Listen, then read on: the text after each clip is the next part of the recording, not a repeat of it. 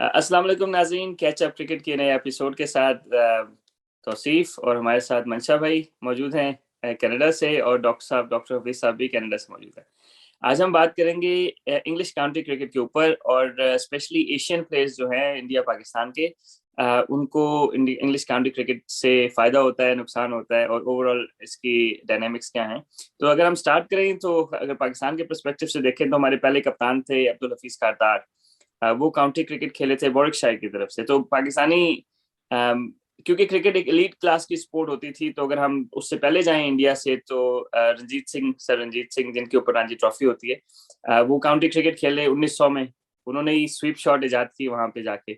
तो county cricket से हमारे जो पाकिस्तान इंडिया के जो क्या कहते हैं क्रिकेटर्स हैं, उनका बड़ा गहरा और पुराना ताल्लुक है। हाँ, ये जरूर है कि पहली world war, second world war से पहले तक या अराउंड दैट टाइम सिर्फ एलीट ही क्रिकेट खेलती थी इन दोनों मुल्कों में। तो उसमें ये हुआ कि हमारे जो एलीट जो बच्चे पढ़ने जाते थे वो क्रिकेट खेलते थे, और कुछ जो अच्छे थे वो काउंटी क्रिकेट खेलते थे। तो वहां से काउंटी क्रिकेट का आगाज हुआ। तो अब मंशा भाई और डॉक्टर साहब से हम पूछेंगे कि आपका, और आपने काउंटी क्रिकेट को कितना फॉलो किया ओवर द इयर्स, और आप क्या कहते हैं, कुछ याद है आपको कुछ नाम पाकिस्तानी जो काउंटी क्रिकेट खेलते हो? बिल्कुल। अगर मैं देखूं तो हम ये समझते थे कि जो भी काउंटी क्रिकेट खेलने जाता था तो एक बड़ा प्लेयर है जिसका मुआहदा हो गया। वरना तो आप समझें कि लोग जो खेलने चला गया, लीग खेलने तो जाते थे, लेकिन काउंटी में अगर किसी को हो गया, जैसे बिग बिग नेम। और अगर हम देखें तो बड़े नाम मुझे याद है कि जो वसीम अकरम और वकार यूनस और ये लोग गए। इमरान तो यकीनन पहले खेलते रहे और उससे पीछे भी नाम थे, लेकिन जो हमारे दौर में हमने देखा और जो बहुत ही पॉपुलर हुए और जिनकी समझे कि वो उनकी पर्सनैलिटी पूरी चेंज होगी वसीम की, और वहां से जाके और आपने बोलना कैसे, क्योंकि day in day out cricket है। मेरा ख्याल है आपको डिसिप्लिन सिखाती है, तो वो जो डिसिप्लिन एक प्लेयर में आ जाता है वो मेरा ख्याल है काउंटी क्रिकेट हुआ। तो बहुत बड़े बड़े नाम है जो वहां गए हैं, और फिर डिफरेंट काउंटीज हैं जिनसे आप कुछ ज्यादा टेक्निक वाली हैं, जिनसे आप जाएं तो अच्छे बैट्समैन को वो सिर्फ हायर करते थे। जहां से ये सचिन खेले या द्रविड़ खेले, या अभी कुछ तो ऐसे वो कुछ लोग हैं, वो एक पेट होता था कि जो वहां से खेल रहा है तो यकीनन वो एक अच्छा ही बैट्समैन लेंगे ओवरसीज। ये नहीं है कि कोई चीज जिसकी टेक्निक अच्छी नहीं है। एक तो ये पहलू हो गया, और फिर वो जो जा रहा है वो कितना अच्छा होके आ रहा है, वो टेक्निकलिटीज आप अभी उसकी बताएंगे कि वो कैसे अच्छा हो जाता है। तो मेरा हाल है ये वो एक बड़ा ही हमारे उस टाइम होता था कि जो काउंटी चला गया यानी कि बहुत बड़ा प्लेयर है। डॉक्टर साहब। जी बिल्कुल, मैं मंशा भाई की बात को आगे बढ़ाऊंगा कि हमारा तो काउंटी से ताल्लुक, चूंकि पहले भी हम एक जिक्र कर चुके हैं कि हमारा क्रिकेट से जो ताल्लुक है वो रेडियो के वसातत से हुआ। तो या बीबीसी की जो स्पोर्ट्स राउंड अप आता था उसमें, तो उसमें पता चलता था कि हमारे काउंटी क्रिकेटर्स ने फलाने 100 किया या 5 विकेट ली। ज्यादातर तो खैर हमारे नामी गिरामी बॉलर्स ही पैदा किए हमने, इमरान, वसीम, वकार। लेकिन फिर भी जो जितने भी लोग खेलने गए बाद में भी, मुशी, स्क्लैन, सब लोगों ने अपना बहुत बड़ा नाम पैदा किया, कोई शक नहीं इसमें। लेकिन हमारा जो ताल्लुक है बेसिकली वो यूं कहे कि इमरान खान से सही तौर पे शुरू हुआ काउंटी के साथ। और जैसे मंशा भाई ने कहा कि हमारा ताल्लुक है भी उसी तरह ही, ये कैरी भी इसी तरह ही हमने किया कि जैसे कोई काउंटी में गया तो हमने उसको पजीराई दी। जब तक वो काउंटी नहीं खेल सका, बेशक वो इंटरनेशनल हमारे यहाँ खेल भी रहा था, तो कहता है कि जी अभी तक काउंटी नहीं खेला, वो मजा नहीं है, वो पॉलिश नहीं है। और फिर जो सबसे बड़ी बात है क्रिकेट के साथ साथ, जो मंशा भाई ने बात की उसके हटके, कि जो ग्रूमिंग की बात है ना, वो बहुत बड़ी, बहुत ज्यादा मैटर करती है, क्योंकि हमारे यहाँ कोई ऐसा इंस्टीट्यूशन, ऐसी एकेडमी या ऐसा सेटअप नहीं है स्कूल कॉलेजेस से लेके क्रिकेट एकेडमी तक के जहाँ पर्सनैलिटी को ग्रूम किया जाता हो। तो लकीली वो लोग वो जो भी वहाँ पे पहुंचे, उनकी आज तक जो क्रिकेट में खिदमात हैं, जिस तरह मुश्ताक अहमद हैं, जिस प्लान है, तो वो आज भी नजर आ रही है कि उन्होंने कैसे अपने आप को ग्रूम किया। और वो मुख्तलिफ टीमों के साथ अब बतौर कोच या बतौर कंसल्टेंट बैठे हुए हैं। तो उसमें मेरा ख्याल है कि काउंटी क्रिकेट का बहुत बड़ा हाथ जबरदस्त। अच्छा, हम प्रोफेशनलिज्म की बात कर रहे हैं, तो इंग्लिश काउंटी क्रिकेट ऑब्वियसली उसमें ये था कि वो शुरू से ही मतलब पोस्ट सेकेंड वर्ल्ड वॉर के बाद तो प्रोफेशनल कॉन्ट्रैक्ट्स थे फुल टाइम ना। तो उसमें ये होता था कि ऑब्वियसली एक सेटअप है, आपका प्रोफेशनल कॉन्ट्रैक्ट है, आपने कॉन्ट्रैक्ट साइन करना है, और उसके बाद आपने उनके साथ एक पूरा सीजन खेलना है। उस टाइम तक सेंट्रल कॉन्ट्रैक्ट्स तो थे नहीं। सेंट्रल कॉन्ट्रैक्ट्स तो प्रोफेशनल बड़े मुल्कों में भी अभी पिछले 20 25 30 साल में आए हैं। तो और सबसे जो अच्छी बात है डॉक्टर साहब और मंशा भाई जो काउंटी क्रिकेट की थी कि काउंटीज जो है ना वो इंडिपेंडेंटली ऑपरेट करती हैं, यानी कि वो गेट मनी के थ्रू और स्पॉन्सरशिप के थ्रू वो अपने आप को खुद ही फंड करती हैं। वेरएज पाकिस्तान, बल्कि उससे बाहर कहीं भी, इंग्लैंड से बाहर जितने भी मुल्क हैं उनकी डोमेस्टिक क्रिकेट को क्रिकेट बोर्ड सपोर्ट करता है, फंड करता है। तो उस हिसाब से जो काउंटीज थी वो ऑटोनमस थी एक तरह से, कि वो जिस तरह भी ऑपरेट करना चाहें करें। तो अगर हम इंडिया की बात करें इन कंपैरिजन, तो इंडिया का बड़ा स्ट्रॉन्ग कनेक्शन रहा है नॉर्थहैम्पटन के साथ। तो उसमें बेदी खेले, कपिल देव खेले, बाद में कुंबले खेले। अगर उससे पहले चले जाएं तो समरसेट से गवास्कर, सुनील गवास्कर खेले। यॉर्कशायर की बड़ी फनी स्टोरी है कि यॉर्कशायर काउंटी जो है उसने, जब ये 60s 70s में वेस्ट इंडीज और आगे पीछे के लोग लाते थे बाकी काउंटीज, यॉर्कशायर ने अंटिल 1992 कभी भी ओवरसीज प्लेयर नहीं बुलाया, because they were so proud of themselves. वो कहते थे कि यार हमारे यहाँ इतना टैलेंट है कि हमें ओवरसीज प्लेयर की जरूरत नहीं है। लेकिन जब 1992 में उन्होंने ओवरसीज प्लेयर बुलाया तो कौन बुलाया? कोई गेस कर सकते हैं आप? शायद मंशा भाई? सचिन तेंदुलकर तो नहीं था, जबरदस्त। और मजे की क्योंकि बात ये, वो जैसा जेफरी बॉयकॉट वहां के थे ना, वो टेक्निक और उस पे, और वो बिल्कुल उन्हें कुछ बाहर से बुलाया नहीं। जब उन्होंने बुलाया तो फिर उन्होंने मेरा तो ख्याल उन्होंने गॉड ऑफ सचिन क्रिकेट को ही बुलाया। बुलाया। और जी। इंटरेस्टिंग बात यह है कि सर 4 महीने में सचिन तेंदुलकर ने 16 मैच खेले फर्स्ट क्लास के वहां पे। और सचिन का अपना कहना है कि वो जो एक काउंटी सीजन उन्होंने लगाया, तो वो जो एडजस्टमेंट थी ना उनकी टेक्निक में, बॉल को लेट खेलने वाली है, जो जिस तरह भी वो बॉल को अप्रोच करते थे, तो वो हुआ। तो अगर हम डॉक्टर साहब मंशा भाई अगर हम ब्रेक डाउन करें, ऑब्वियसली पहले बेदी खेले और उसके बाद गवास्कर समरसेट से खेले। तो ओवरऑल इनके काफी सारे प्लेयर्स इंडिया के 70s में ज्यादा खेले, फिर 90s में प्रभाकर एक होते थे इनके, वो भी खेले काउंटी क्रिकेट वर्कशायर से।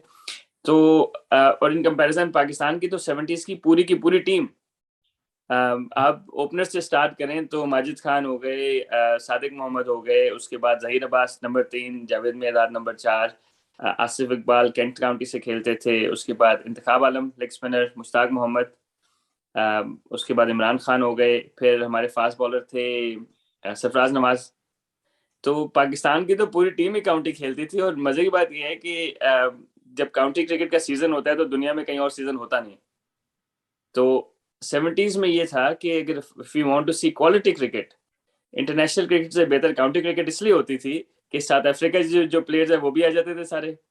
और वेस्ट इंडीज के जो थे, एक टाइम में आपको पता है कि 5 ही बॉलर खिला सकते हैं मैक्सिमम, लेकिन उनके पास 5 तो इंटरनेशनल खेल रहे थे, 10 और बाहर बैठे थे जो उनसे बहुत अच्छे थे, सही उन्हीं जैसे थे। तो उसमें भी वो सारे खेलते थे। तो आई थिंक 70s की जो क्रिकेट थी ना ओवरऑल, काउंटी क्रिकेट, अगर आपने बेस्ट क्रिकेट देखनी है तो इंटरनेशनल से बेहतर काउंटी क्रिकेट होती थी। अगर कुछ काउंटीज के मैचेस आप देखने, आप गार्नर, बोथम और सर विव रिचर्ड एक ही टीम से खेलते थे। तो अब जरा एक स्टैंडर्ड देख लें कि काउंटी क्रिकेट का कितना अच्छा होता था। अच्छा, अगर हम बात करें ओवरऑल फायदे और नुकसान की, तो एक चीज है कि हमारे को कीपर इतने इनके थे इंडिया के, फारूक इंजीनियर, शायद आपने नाम सुना हो, जी। 60s 70s में खेले, तो वो काउंटी क्रिकेट खेलते रहे, लेकिन उसके बाद कीपर्स पाकिस्तान इंडिया से इतने उन्होंने नहीं लिए। तो अगर हम बात करें बॉलर्स की या बैट्समैन की, तो मंशा भाई आपका क्या ख्याल है कि इंग्लिश कंडीशंस में खेलने से हमारे बैट्समैनों को क्या फायदा होता है इंडिया पाकिस्तान के? हाँ, ये तो आप टेक्निकली बताएंगे, पर मेरा ख्याल है वो कि जो बॉल ऊपर से एक बिल्कुल मीडियम पेसर का भी और बड़ा लेट स्विंग होता है, तो उससे इधर टेक्निक में जिस तरह हमारी लो बाउंसी पिचेस हैं और हम ड्राइव आगे जाके चढ़ के मार देते हैं, तो फिर उससे जैसे ही हम उन विकेटों पे जाते हैं तो हमारा स्निक बहुत जल्दी होता है और बड़ी हम बीट होते हैं। तो जैसे ही फिर वो बॉल लेट हिलता है तो हमें लेट उससे उसको खेलने की हम सीखते हैं कि कैसे खेलना है। और जो मतलब जे नए लड़का आप ले जाएं तो वो देखेंगे कि वो इंग्लैंड में जा रहा है और बीट हो रहा है और बार बार बीट हो रहा है, और वो हम कहते हैं यार ये तो मीडियम पेसर लगा हुआ है, कैसे इसको बीट कर रहा है। तो एक्चुअली वो आप आगे बताएं इसका कि वो बॉल्स कौन सी होती हैं। ड्यूक्स बॉल का भी है इशू कि वो लेट स्विंग होती है और थोड़ा उधर बॉल हिलता भी लेट है और ओवरकास्ट कंडीशंस रहती हैं। तो मेरा ख्याल है इस वजह से उनको बहुत ज्यादा फायदा कि लेट खेलना वो सीखते हैं कि कैसे लेट खेलना। हाँ नहीं, बिल्कुल, जैसा मैं अपने मैं दूसरे ब्लॉग में उसमें भी जिक्र कर रहा था, मेरी मुलाकात हुई एक दफ़ा उनसे, अलीम डार साहब से। तो अलीम डार की क्लब से खेलते थे PNT जिमखाना है मेरा ख्याल है, जो मोहम्मद यूसुफ यूसुफ योहाना जो होते थे, तो वो ये बता रहे थे कि यार वो एक सीजन लीग क्रिकेट खेलने गए ब्रेडफोर्ड में, मोहम्मद यूसुफ ना, 96 की बात है, 97 की बात है। तो वो कहते हैं कि यार वो उससे पहले बड़ा तेज शॉटे शूटे बड़ी अच्छी मारता था, पुल शॉट सारी शॉट्स खेलता। कहते हैं लेकिन जब वो एक सीजन उधर से खेल के आया ना, तो वो उसको बारी करना आ गई। मतलब ये कि जो गेंद को ना लेट खेलना, और क्या कहते हैं, क्योंकि हमारे यहाँ तो थ्रू द लाइन आप खेलते हैं, यूर फाइन। लेकिन वो कहते हैं कि वो एक क्लब क्रिकेट का सीजन खेला यॉर्कशायर में, क्योंकि यॉर्कशायर जो ब्रेडफोर्ड में लीग स्ट्रांग होती है ना, तो वो कहते हैं कि वो उसने एडजस्टमेंट अपनी टेक्निक में कर ली। जब वो वापस आया ना, तो उसने फिर 40-50 के बजाय 100 करना शुरू कर दिया, मतलब बड़े रन करना शुरू कर दिया, और साथ ही पाकिस्तान खेल गए। तो डेफिनेटली जो बैटिंग में लेट खेलने वाला है, और दूसरा ड्यूक्स का बॉल ऑब्वियसली हैंड स्टिच्ड है, तो हैंड स्टिच बॉल जो है वो आप कभी भी इन नहीं होते यानी कि आप 50 ओवर भी बारी कर ली तो एक आध बॉल आपको अच्छा पड़, यानी कि आपको ध्यान से खेलना पड़ता है ना। तो उस सेंस में डेफिनेटली बैट्समैन को फायदा है। इंडिया पाकिस्तानी बैट्समैन ने काफी उधर जाके, जिस तरह पुजारा ससेक्स से खेल रहे हैं आजकल काउंटी रिजवान के साथ, तो वो खैर वो इंग्लिश काउंटी वाले भी हमारे अच्छे बैट्समैन, टेक्निकली साउंड बैट्समैन ही पकड़ते हैं। तो डॉक्टर साहब, in terms of professionalism, obviously आपको पता होगा हमारे इंडियन प्लेयर्स के कम अब, लेकिन आईपीएल के बाद, लेकिन पाकिस्तानी प्लेयर्स के ऑफ द फील्ड और प्रोफेशनलिज्म के इश्यूज काफी आते रहे। तो आप किस तरह देखते हैं कि काउंटी क्रिकेट से क्या इम्पैक्ट हुआ है हमारे प्लेयर्स के ऊपर ओवरऑल? हमने, मेरा ख्याल है कि इससे पहले भी एक एपिसोड में ये बात की थी कि इस पे पाकिस्तान क्रिकेट बोर्ड या जितनी भी हमारी ऑर्गेनाइजेशंस हैं जो इस फील्ड में काम करती हैं, बेशक वो आउटसोर्स करके किया जाए, लेकिन इस फील्ड में काम होने की बहुत ज़्यादा ज़रूरत है, खासतौर पे पाकिस्तान में। इंडिया में जैसे आपने कहा कि आईपीएल के बाद कंपैरेटिवली चीज़ें मुख्तलिफ हो गई हैं, वहाँ प्रोफेशनलिज्म ज़्यादा आ गया, हमारे यहाँ अभी भी हम लैक करते हैं। उसकी शायद वजह यही है, ग्रूमिंग, जो हम पहले बात कर रहे थे कि वो स्कूल लेवल से लेके हमारी अकेडमीज या क्रिकेट भी हम इत्तफाकिया खेलने लग जाते हैं। किसी को अच्छा लगा, किसी क्लब मैनेजर ने उसको पकड़ लिया, कोई जो क्लब मालिकान भी होते हैं, मैनेजर भी होते हैं, कंसल्टेंट भी होते हैं, कोच भी होते हैं, बॉलिंग कोच भी और बैटिंग कोच भी, यानी कि जो क्लब का बिल्कुल मालिक है वही सब कुछ होता है। तो वो उसको बिल्कुल पकड़ लेता है, लड़के को उसको अच्छा लगा, उसने कुछ परफॉर्म किया, किसी को सिफारिश लगा के आगे कर दिया, थोड़ा सा पुश किया उसको, तो इत्तफाकिया वो किसी न किसी जगह पे पहुंच जाता है लड़का, और वहीं से हम उसको इंटरनेशनल जब देखते हैं तो हम कहते हैं कि सो यार इसमें तो ये सुकम है, इसमें ये प्रॉब्लम है, इसमें ये कमी है टेक्निकली भी, और उसके अलावा ऑफ द फील्ड, जैसे अपने बात की, तो ऑफ द फील्ड भी उसमें प्रॉब्लम्स हैं। तो उनको दुरुस्त करने के लिए किसी न किसी ऐसे प्लेटफॉर्म की जरूरत बहरहाल हमेशा रहती है, जो हमें अपने मुल्क में भी जरूरत है और बाहर भी जरूरत है। अभी जैसे हम बहुत सारे एपिसोड में बात कर चुके हैं, हसन अली के बारे में हमने बहुत दफा डिस्कस किया, उसके ऑफ द फील्ड भी बहुत सारे मसाइल रहे, जो कि नहीं होने चाहिए। जब आप पाकिस्तान को, किसी भी कंट्री को रिप्रेजेंट करते हैं, तो ऐसे इश्यूज आपके साथ नहीं होने चाहिए। तो मेरा ख्याल है कि अब उनका काउंटी सीजन वैसे भी बहुत अच्छा गया है, परफॉर्मेंस के लिहाज से भी अच्छा गया है, तो यकीनन वहां से वो बहुत कुछ सीख के आएंगे। और उसके साथ साथ मेरा ख्याल है कि जो हमारे पहले खेल के आ चुके लोग हैं, बेशक वो किसी भी कैपेसिटी में हो, जरूरी नहीं कि वो पाकिस्तान क्रिकेट बोर्ड के साथ अटैच हो, जैसे वसीम है। तो जैसे मुझे, मैंने पहले बात की कि उन्होंने बहुत कुछ सीखा, और वसीम वसीम लंकाशार के बाद ही बने। तो बिल्कुल इंग्लिश बोलने से लेके, कमेंट्री करने से लेके, ईच एंड एवरी हर पहलू में उनकी पूरी जिंदगी चेंज होगी उसके बाद। तो बिल्कुल इसी तरह उन लोगों को भी ये वकार है, मुश्ताक जैसे उन्होंने बहुत इम्प्रूव किया अपने आप को। तो इन सबको चाहिए कि या तो मतलब जैसे वो है उनकी ऑस्ट्रेलिया की जो ओल्ड एसोसिएशन है पुराने प्लेयर्स की, उसकी तरह की कोई एसोसिएशन हमारी भी होनी चाहिए, जो इन लड़कों को मुख्तलिफ प्लेटफॉर्म्स पे, यंगस्टर्स को करती रहे, इनको थोड़ी मोटिवेट भी करती रहे, साथ साथ इनको गाइड भी करती रहे कि how to behave specially in the public. तो मेरा ख्याल है कि ग्रूमिंग के लिए ये एक अच्छा स्टेप है, खासतौर पे इस साल हमारे लड़के ज्यादा गए हैं मेरे ख्याल में खेलने के लिए। जी। और वहाँ इनको एक टीम के साथ साथ मुख्तलिफ टीमों में भी आपस में, यानी कि अपोजिट तौर पर भी खेलने का मौका मिला है यकीनन, और दूसरे प्लेयर्स के साथ भी खेलने का मौका मिला है। तो मेरा ख्याल है कि is a very good step, और आगे चल के इसमें इम्प्रूवमेंट यकीनी तौर पर हम देखेंगे। हाँ नहीं, बिल्कुल बिल्कुल सही कह रहे हैं। और उसमें ये है कि ओवरऑल हमारे अगर हम प्लेयर्स देखें तो इमरान खान ने 80s में, जब इमरान खान बहुत बड़ा नाम था काउंटी क्रिकेट का, तो उन्होंने वसीम को बहुत कम पैसों में लंकाशायर को जबरदस्ती थमाया। फिर आकिब जावेद को हैम्पशायर से कॉन्ट्रैक्ट कराया, वकाई ने इसको सर, यानी कि ये भी था कि हमारे जो जैसा इमरान खान थे, तो इमरान खान साहब ने काफी सारे हमारे प्लेयर्स को क्या कहते हैं, काफी सारे हमारे प्लेयर्स को काउंटी क्रिकेट में एंटर कराया। और लिटरली जो है वो कुछ स्टोरीज इसी तरह की हैं कि उन्होंने कहा कि यार इसको मुफ्त में ले लो लेकिन इसको खिला लो, क्योंकि वहां पे जैसे डॉक्टर साहब ने कहा, तो उसमें पाकिस्तान में होता था, मैं अगर लेट 90s की बात करूं, फर्स्ट क्लास क्रिकेट की बात करूं, 10 बजे मैच है, आपको क्या 9 बजे आ जाए, ग्राउंड के 3 चक्कर लगाने, ठीक है, और उसके बाद 2-4 मिनट की स्ट्रेचिंग करनी है, और फर्स्ट क्लास मैच स्टार्ट है। We talking about first class cricket, right? तो इन कंपैरिजन 90s में या उससे पहले भी इंग्लैंड में जो था कोचिंग स्टाफ होता है, ठीक है, फर्स्ट क्लास टीम्स के साथ। तो एक आपका कोच है, फिर आपका ट्रेनर है, ट्रेनर फिजियो, और उसके बाद फिर एक एनालिस्ट। एनालिस्ट तो 2000 के बाद शुरू हुए, लेकिन एक स्ट्रक्चर है। तो हमारा जब वो लोग इंटरनेशनल क्रिकेट में जाते थे ना, तो उनको इतनी कोई ट्रांजिशन नहीं लगती थी, लेकिन हमारे प्लेयर्स के लिए बहुत बड़ी बात थी कि यार अगर 10 बजे मैच स्टार्ट हो रहा है तो सुबह 8 बजे ग्राउंड पहुंचना है। समझ नहीं, ये 2 घंटे ही उनके लिए बड़े थे कि यार इतनी पहले हम जा रहे हैं। तो ओवरऑल आई थिंक ये प्रोफेशनलिज्म के लिए डेफिनेटली बहुत ज़्यादा फर्क है। और नेचुरली इससे ये होगा कि हमारे प्लेयर्स, जिस तरह वसीम अकरम की ग्रूमिंग हुई ही काउंटी क्रिकेट से, he was quite a raw cricketer when he first came to international scene. और इसी तरह वकाइनस हो गए। अब एक और चीज़ है, कोचिंग। हमारे कोचेस को कंसल्टेंट वो ले रहे हैं, जिससे लेते रहे हैं थोड़ा बहुत, जिस तरह सिकलैन मुश्ताक और मुश्ताक अहमद है। तो आप you can see the difference कि उन्होंने उधर काम किया, तो उनको फिर थोड़ा सा उनकी पर्सनैलिटीज में वो ठहराव आ गया है कि यार कहाँ बात करनी है, कहाँ बात नहीं करनी, और किस तरह बात करनी है। यानी कि अपनी ओपिनियन भी देनी है तो किस तरह देनी है। And that's a huge huge thing from county cricket. अच्छा, इसको वाइंड अप करेंगे 1-2 मिनट में। 2003 से सर काउंटी में T20 क्रिकेट हो रही है।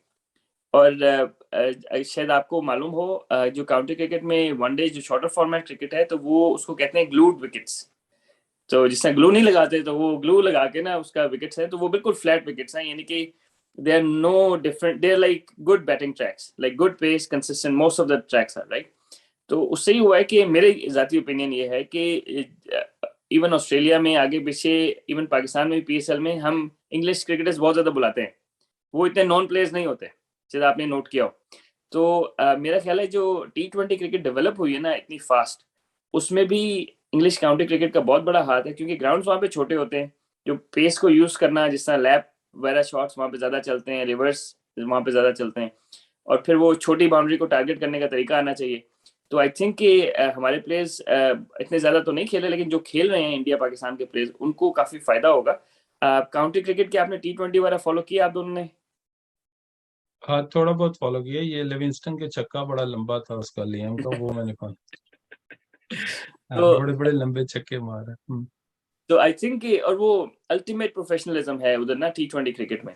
ये नहीं कि वो जो ऑब्वियसली एनालिस्ट होते हैं, डाटा सारा लेते हैं, कौन सा प्लेयर कौन सा शॉट खेलता है, किधर खेलता है, क्योंकि वहां पे ग्राउंड्स छोटे हैं। क्योंकि छोटे ग्राउंड्स में बॉलर को ये फायदा होता है कि अगर आप छोटे ग्राउंड में अच्छा गेंद कर सकते हैं, तो बड़े ग्राउंड में तो आपके लिए लाइफ आसान है। तो आई थिंक कि होपफुली हमारे कुछ प्लेयर्स अभी खेलेंगे वहाँ पे। 100 भी उन्होंने स्टार्ट किया लास्ट ईयर इंग्लैंड में। तो उससे डेफिनेटली हमारी T20 प्लेयर्स को काफी फायदा, क्योंकि विकेट जो है ना वो बिल्कुल सीधे हैं। यानी कि कोई वो जो इंग्लिश हमारे जेन में होता है ना कि जी सीम होगा, स्विंग होगा, क्योंकि व्हाइट बॉल जो क्रिकेट है वो कुकाबुरा यूज होता है इंग्लैंड में भी। तो वो भी मसला नहीं है कि वो हैंड स्टिच टाइप स्विंग होगा। तो आई थिंक कि ओवरऑल अगर हम इसको वाइंड अप करें, अगर हम देखें कि यार Indian Pakistani players, Asian players जो जाते हैं, तो आई थिंक कि जो काउंटी क्रिकेट है उसमें उनकी बैटिंग, बॉलिंग, बॉलिंग में भी ये है कि जिस तरह आपको आइडिया होगा कि अ, उन कंडीशंस में जहाँ पे स्विंग हो रहा हो, आपका लेंथ थोड़ा सा फुल हो जाता है। जिस तरह ऑस्ट्रेलिया, साउथ अफ्रीका है, हम back of a length ball करते हैं ना, तो वहां पे थोड़ा सा आगे करना है। तो जब जब तक आप आगे गेंद नहीं करेंगे, आपका गेंद स्विंग नहीं होगा ना अच्छा। तो आई थिंक कि वो जो हमारे प्लेयर्स को आगे गेंद करना आ जाएगा अच्छा, वो भी एक तरह से एडवांटेज, क्योंकि कुकाबुरा बॉल में आगे गेंद करो तो ड्राइव पड़ते हैं ना। तो ड्यूक्स में ये है कि आगे गेंद करो तो आगे से ही आउट होते हैं ज्यादा। तो आई थिंक कि वो जो एक एडिशनल डायनामिक है ना हमारे बॉलर्स में ऐड हो जाएगी।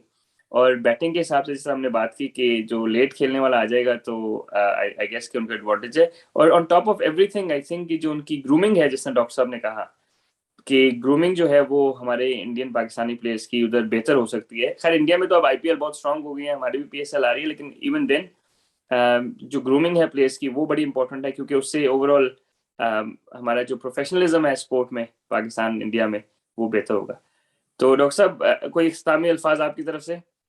जी बिल्कुल। मैं ये कहना चाह रहा था कि आपने कहा कि क्रिकेट वहाँ पे प्रोफेशनलिज्म मतलब या उसका ज्यादा इम्पैक्ट आ रहा है वक्त के साथ साथ। लेकिन मुझे याद है कि 2008 में जब आपकी भी हमारी मुलाकात वहाँ इंग्लैंड में हुई भी, तो मतलब मैं फर्स्ट टाइम गया था 2008 में इंग्लैंड। तो मेरा ख्याल था कि वहाँ पे हर तरफ क्रिकेट हो रही होगी, जैसे हमारे यहाँ हो रही होती है कि ग्राउंड में कोई 10-15-20 टीमें खेल रही होती है। तो चूंकि हमारे जहन में ऐसा था ना कि इंग्लैंड चूंकि एक वो कंट्री है जहाँ पे क्रिकेट खेली जाती है, जहाँ से पैदा हुई क्रिकेट और हर तरफ होगी।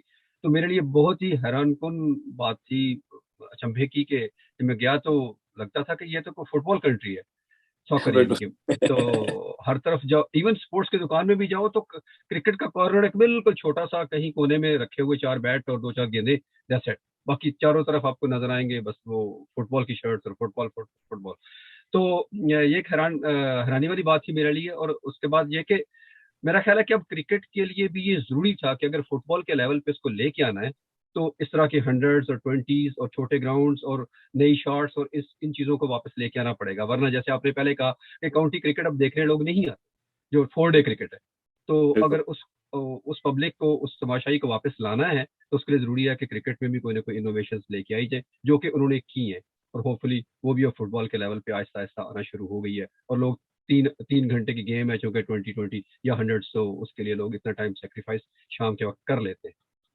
तो ये एक बड़ी कामयाबी है मेरे ख्याल में T20 की, जो इंग्लैंड ने अडॉप्ट की। चले आजाद, ख्वातीन और हज़रात, ख्वातीन भी शायद देख रही हो क्या, इस एपिसोड को वाइंड अप करते हैं। तो इंशाल्लाह हम नेक्स्ट एपिसोड के साथ जल्दी आपके लिए हाजिर होंगे। तो हमारी तरफ से खुदा हाफिज़।